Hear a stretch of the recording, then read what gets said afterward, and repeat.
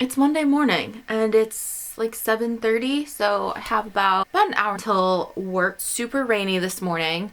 Feels like fall is finally here. This is a Q3 check-in, so I'm gonna review my goals that I set for Q3 and check in to see if I did them. So let's just go back. I have this set up into sections Q1 through Q4. I've just been kind of tracking my different goals that I set throughout the year with these little, I guess little collage style pages, like mini mood boards. That's kind of a fun name for it. These little mini mood boards. So I'll go through all of the quarters at the end of the year. Right now, let's just talk about Q3 goals. 3 goals for this quarter, and they were make more art. So I had this little collage, make more art.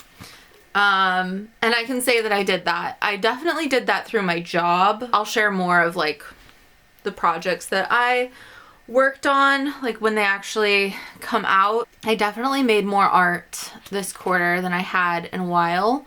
I had to be consistent with running.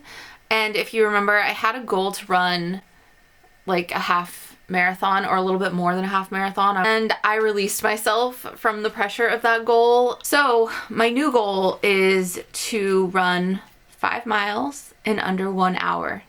So yeah, I am still doing that one and I will report back if I've done it. Maybe like in my next video or like a vlog or something, I'll just mention it. But that was one of my goals for Q3.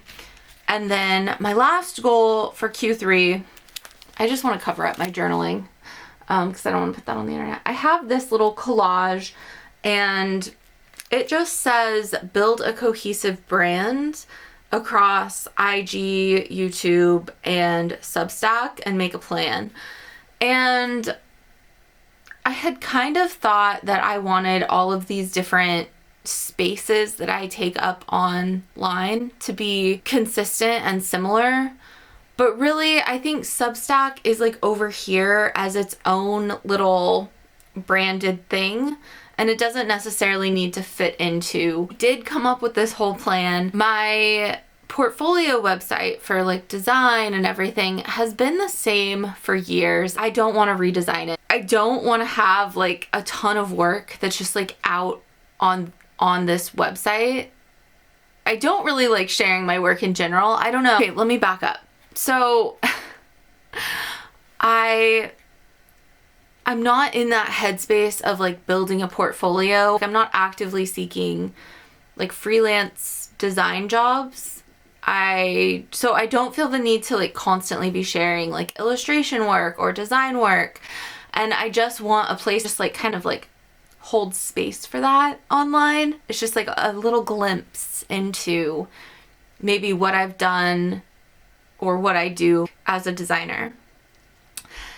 And so that's what my website is, and it has this little like peek into that, but it doesn't have like all my work on there. So I really don't need like an online portfolio that's like showcasing every single aspect of what I feel like my skill set is. Kind of rambling at this point, but basically what I wanted is a website that holds space for design work, my Substack, my photography, my art, pretty much anything that is kind of like my job or a hobby that I want to kind of bring people into my little world about is what I wanted to have on my website. And so I created this little grid system, and it's been that way for years, and I'm not planning on redoing it anytime soon. But what I decided to do was just mimic that grid, and I've talked about it on here. I have a short about it. Mimic that grid on my Instagram profile because I just am tired of feeling the need to constantly be posting to my Instagram. And so I just thought these two things can mirror each other, and you know, if people happen upon my work, they can click around and find the different aspects of what I do. I'm just not interested in sharing like my day-to-day or like my personal life on Instagram in that way anymore. I did that. I was able to archive all of my Instagram posts, and I created this kind of like I guess you could call it a strategy across all of my platforms. So like Substack, YouTube, Instagram, they all kind of mirror each other in a way. Of course, I share the most here on YouTube because I just enjoy creating long form content the most. And I did kind of like redo the branding. I didn't like do a full like brand makeover or anything.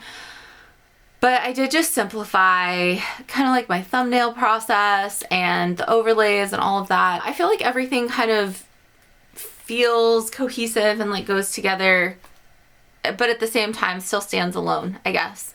I feel like I did it. I accomplished the goal. The goal was to not have to post or feel like I needed to post to Instagram consistently, and that goal has been achieved. So I feel like I can check that off my list. So those were my Q3 goals, and I will check back in and let you know if I ran my 5 miles in under an hour. But yeah, that's Q3, and we'll check in at the end of Q4 and talk about those goals. So that'll be exciting to share in December. Thank you so much for watching. Please give this video a like, and I will see you next week.